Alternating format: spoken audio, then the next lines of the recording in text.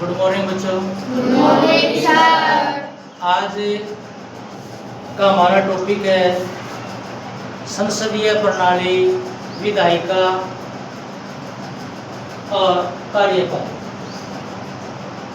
इस पाठ के अंदर हम जानेंगे कि क्या होती है संसदीय प्रणाली। इससे पिछले लेसन में आपने सदन के बारे में पढ़ा, लेकिन ये लेसन अपना संसदीय प्रणाली का है, यानी संसद किस तरीके से काम करती है। सबसे पहले आपको पता होना चाहिए संसद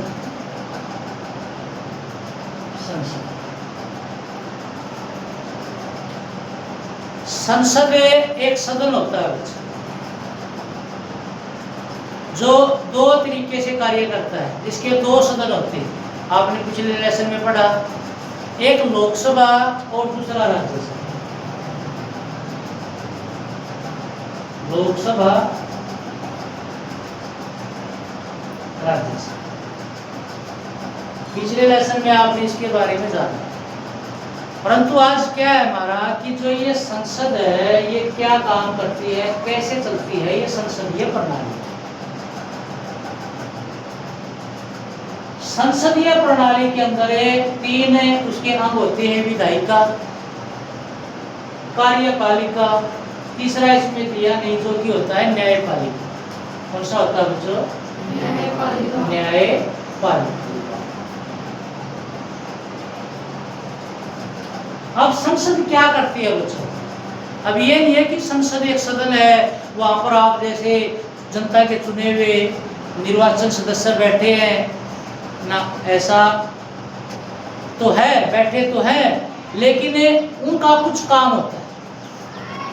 वो सब बैठ के एक कानून बनाते हैं। संसद का मुख्य काम क्या होता है? कानून बनाना। क्या बनाना बच्चों? कानून बनाना। अब सपोज कीजिए कि भाई अब जैसे विवाह की आयु लड़की की 18 वर्ष है, लड़के की 21 वर्ष है। अब उसके अंदर कुछ चेंज करना है, मान के चलो, आप सपोज करो कि भी चेंज करना है कि भी लड़के की आयु 20 कर दी जाए, लड़की की 17 कर दी जाए, तो कैसे हो? तो उसकी एक प्रक्रिया चलती है बेटा, जिसको संसद के सदन में लेकर जाया जाता है, लोकसभा के अंदर। किसके अंदर बेटा? लोकसभा। जिसके अंदर आपको पता ही है 545 सदस्य होते हैं। जैसे आप बैठे हो, एक ऐसा सदन होता है जिसकी अध्यक्षता स्पीकर करता है। उस बिल को लोकसभा के अंदर ले जाया जाता है, और लोकसभा के अंदर जो 545 सदस्य है बेटा, ठीक है, वो 545 सदस्य का 2/3 हिस्सा जब उस बिल के ऊपर मोहर लगाता है, यानी इसको पारित करता है, अपनी सहमति दिखाता है कि हाँ ऐसा होना चाहिए। ये सब संसद का है, संसद एक सदन है, ठीक है ना।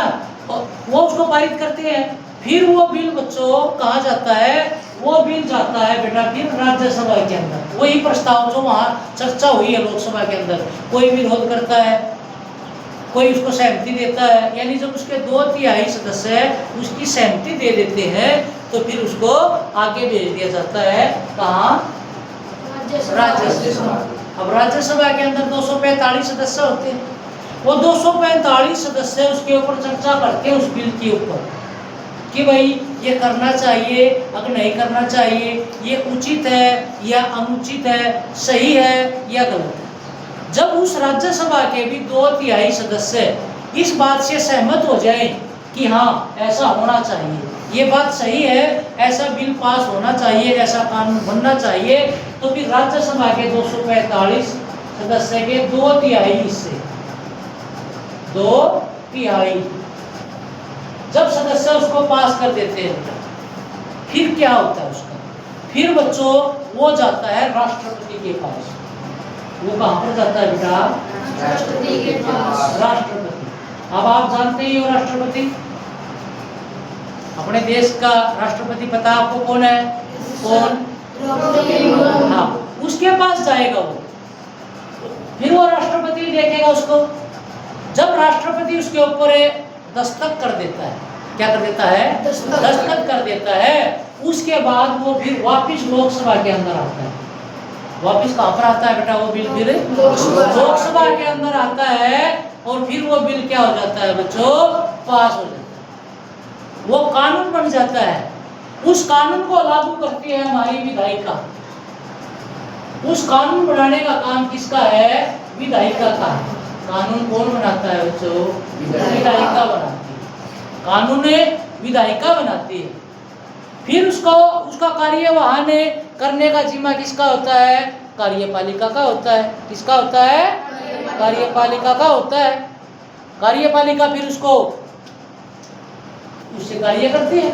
जब उस बिल के ऊपर कुछ ऐसी समस्या आती है उसके ऊपर, तो फिर वो न्यायपालिका क्या करती है, उसको न्याय दिलाने का काम करती है। क्या दिलाने का काम करती है, न्याय दिलाने का काम करती है।